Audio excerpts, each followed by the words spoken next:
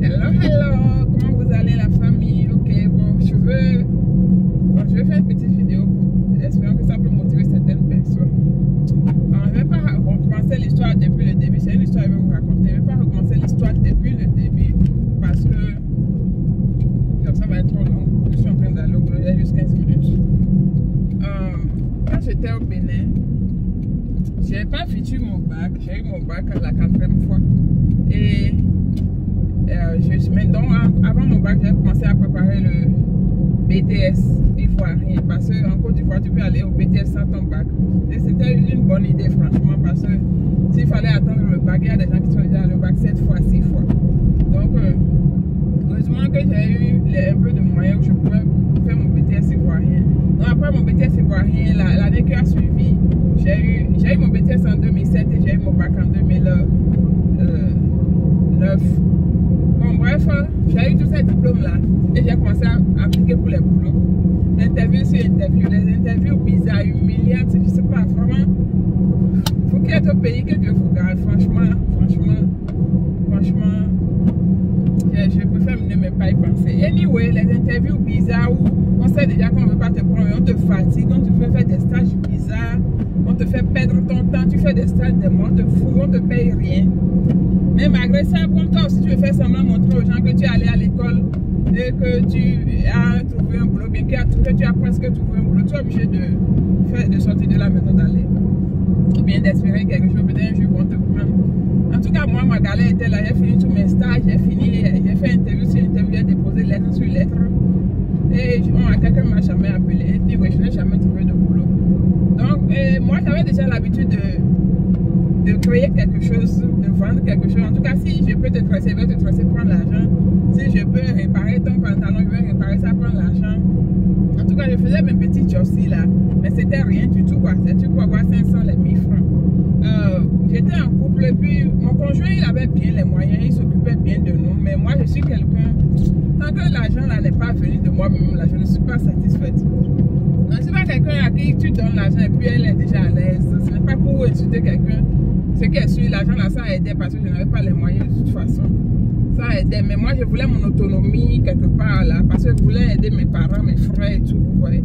Donc, il s'est fait que, à un moment donné, je me suis déchaînée. Et puis mon conjoint aussi, c'était quelqu'un, il ne voulait pas que je fasse n'importe quel boulot.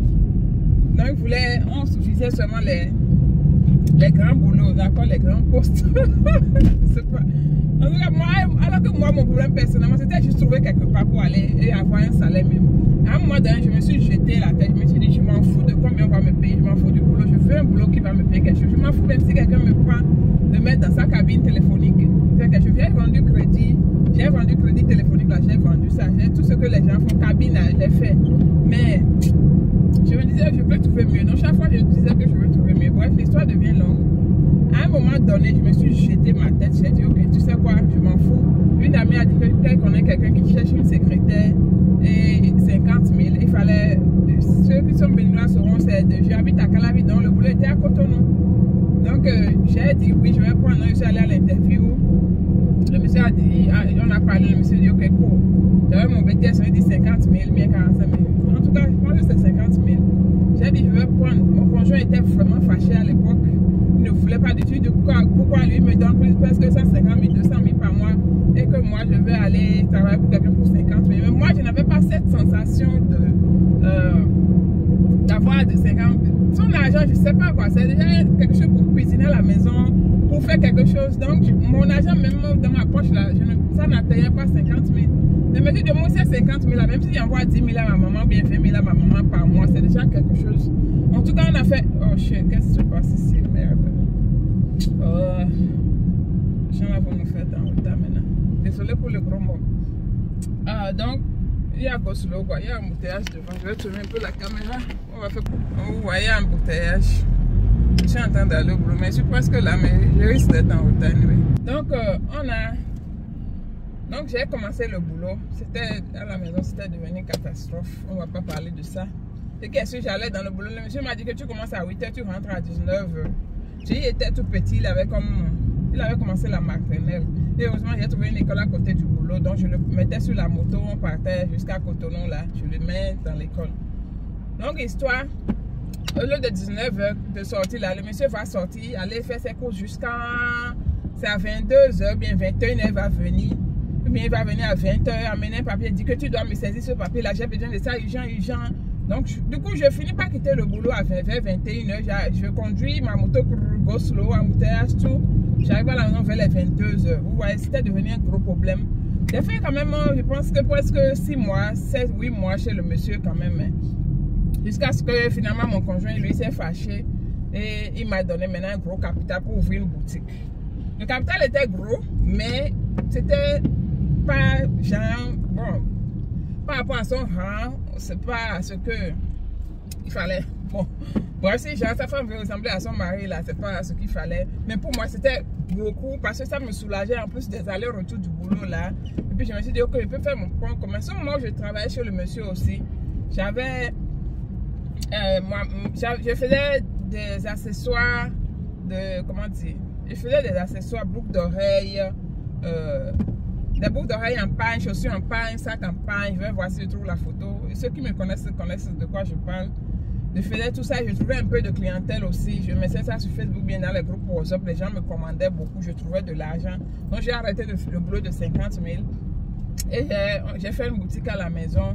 La boutique, vraiment, je ne vendais pas grand-chose. Les trucs que je vendais, c'est des bouchettes, des trucs que j'allais trouver au marché.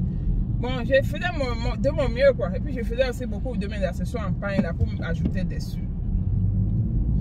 Je pense que moi, je vais passer ici, parce que moi, je ne vais pas rester dans l'embouteillage.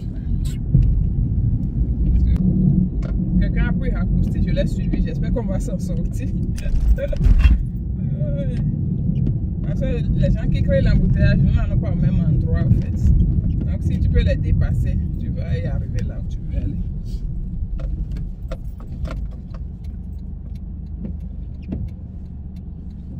Si vous me donnez la route là, ça ne va pas vous tuer.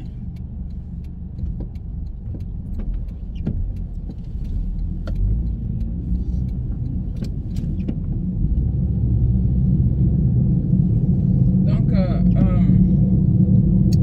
maintenant, donc voilà, j'ai ouvert ma boutique. Maintenant, les gens commençaient par se moquer.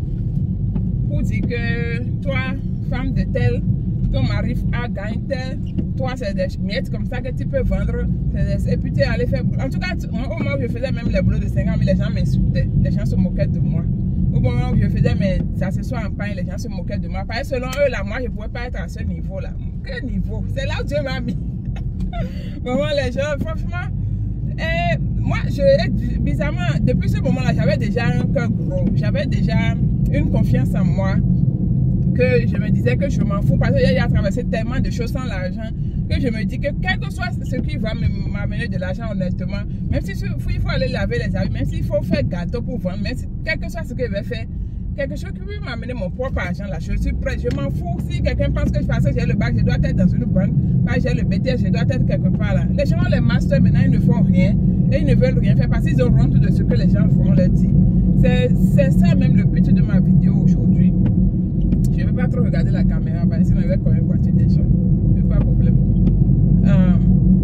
Donc, c'est juste pour vous dire à vous, tous qui me suivez, s'il y a parmi vous, et à cause de votre niveau d'études, les gens, vous n'êtes pas censé faire certaines choses et les gens vont commencer, parce que les gens vont se moquer de vous, vous avez honte de faire certaines choses. N'écoutez personne. Les gens, ils se moquent de vous, mais quand vous commencez à gagner les 5 000, 10 000, c'est eux-mêmes qui viennent pour prêter 2 500, 1 500 chez vous. Alors que c'est eux qui se moquaient de vous quand vous aviez commencé votre chose. Surtout en Afrique, là, on est trop affecté par la société.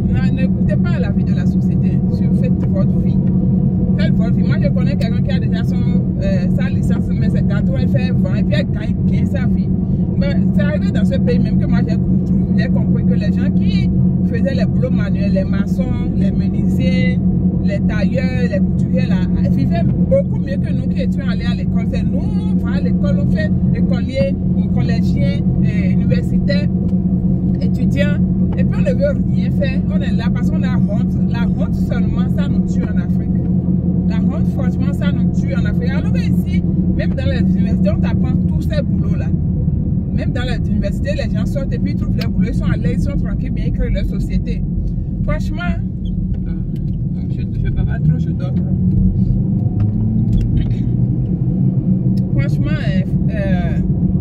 c'était juste ma motivation de ce matin. N'écoutez personne. C'est que l'histoire, je ne peux pas tout raconter, je ne me rappelle pas de tous les détails. Mais je sais qu'à un moment donné, les gens m'humiliaient, en fait, quoi. Les gens trouvaient que c'était humiliant ce que je faisais. Quand je dis les gens, je ne peux pas les préciser, mais c'est les gens qui étaient très très proches de moi. Ok, les gens qui devaient plutôt m'encourager. Les gens qui devaient plutôt m'encourager me trouvaient. C'est pas problème, c'est là à crier.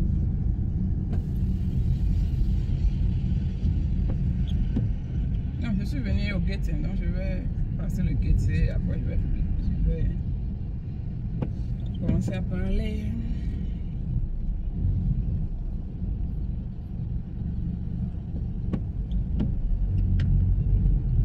Good morning, good.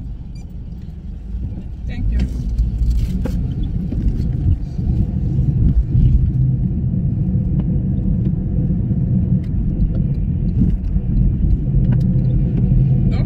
Même si vous êtes en attente de la développeurie ou bien vous comptez voyager, normalement vous devez vivre comme si de rien n'était parce que la développeurie devait être un surplus. Vous ne pouvez pas baser toute votre vie sur la développeurie. Donc, en attendant que ça n'arrive, commencez à faire quelque chose de votre vie. N'attendez pas forcément de trouver le boulot chez quelqu'un. En plus de nos jours, les réseaux sociaux sont très développés maintenant. Tu peux rester à la maison, faire ta nourriture, publier sur en ligne. Les gens vont dire, ok, amène-moi, tu vas livrer. Tu peux aller même voir quelqu'un qui a une grande boutique, prendre la photo de ses produits, publier en ligne. Quelqu'un va dire, oui, je veux, je peux trouver ça. Et tu vas dans la boutique, tu prends, si tu as un peu d'argent, tu donnes et tu prends le produit, tu vas vendre, tu prends ton bénéfice. Il y a beaucoup de méthodes de se faire de l'argent maintenant. N'attendez pas forcément que trouver un grand boulot, bien quelque chose. Moi, finalement, je n'ai jamais trouvé de boulot, à part le boulot de 5 ans, mais que j'ai fait pour quelques mois là, je n'ai jamais trouvé de boulot. Donc, je faisais mes petits business. Je ne faisais même pas grand chose, aller en Chine, Dubaï, rien. Je n'ai jamais. À part le Lomé, Togo, Nigeria. Parce que maman connaissait le Nigeria, moi-même, je connaissais le marché du Togo. Donc, le Lomé, Togo est le grand marché de mon pays. C'est là où j'allais, j'achetais mes petits trucs, si je vois quelque chose que les gens aiment. J'achète, je prends la photo. Vous allez voir sur j'allais même acheter sur mon Facebook, si vous fouillez bien, vous allez même voir. Il y avait des photos de chaussures, usées. J'avais acheté les chaussures de 500 au marché. Je postais la photo avec mes pieds bizarres là. En tout cas, si vous allez voir, comme le mensonge n'est pas bon, si vous allez sur ma page, vous allez voir les photos là que j'ai publiées depuis des années. Ceux qui me connaissent là, ils savent de quoi je parle. Et je suis sûr que certains se moquaient de moi parce que j'ai même publié ça. Quelqu'un a dit c'est quelle chose ça, ils ont commencé à se moquer. Mais moi à l'époque, je faisais mon commerce, c'est ça. Et puis j'en ai vendu. Les gens ont vu ce qu'il y a plus dedans. Ils sont venus apprendre chez moi. Et d'autres se sont moqués. Mais c'est la vie. Donc, c'est pour ça que j'ai plusieurs pages Facebook. Ça fait longtemps que je créais mes pages Facebook. Pour chaque chose, pour les pains, les accessoires en pain, j'avais ma page Facebook.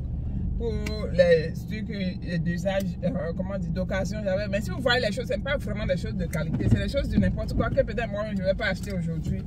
Mais à l'époque, j'étais en train de faire, je voulais mon argent, je voulais tous les moyens pour gagner quelque chose de la vie. Et ma boutique, finalement, ça avançait bien, c'était bien rempli. Quand je voulais voyager, j'ai dû vendre les choses dans la boutique à un vif prix. Donc, s'il vous plaît, si vous êtes bloqué quelque part, vous avez honte de quelque chose, s'il vous plaît, changez de milieu. Je ne sais pas s'il faut changer de milieu ou bien changer d'amis. Quelque chose qui vous empêche d'évoluer dans le sens que vous souhaitez là. Mettez ça de côté et jetez la honte quelque part, faites ce que vous voulez, franchement. Parce que la honte là, ça nous tue, ça nous arrière, ça nous tue, ça nous ralentit dans la vie. Je suis venue au boulot un peu en retard, mais je vais partir. Donc c'était juste mon histoire pour aujourd'hui. J'espère que ça va aider quelqu'un, motiver quelqu'un, réveiller quelqu'un de son sommeil. Parce que vraiment, parfois tu es marié à ton mari ou bien ton conjoint est quelqu'un qui gagne beaucoup d'argent, peut-être des millions, mais la personne ne te donne rien. Tu es obligé d'aller chercher. Maintenant tu as honte que les gens vont dire que toi, ton conjoint gagne tel million, il a dit une grosse voiture comme ça, mais toi, c'est ça là tu veux faire. Mais son argent, c'est pas ton argent. Il ne va pas toujours te régler tes problèmes de ta famille et tout. Donc, allez, en tout cas, j'espère que ça va vous servir. Hein. Bon, bye. À tout à l'heure. Je vous aime. Merci pour tout le monde, tous les prières, tous les commentaires. Je lis tout.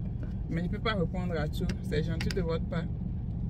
Donc voilà, c'était tout pour aujourd'hui. Merci de m'avoir suivi. N'oubliez pas de vous abonner.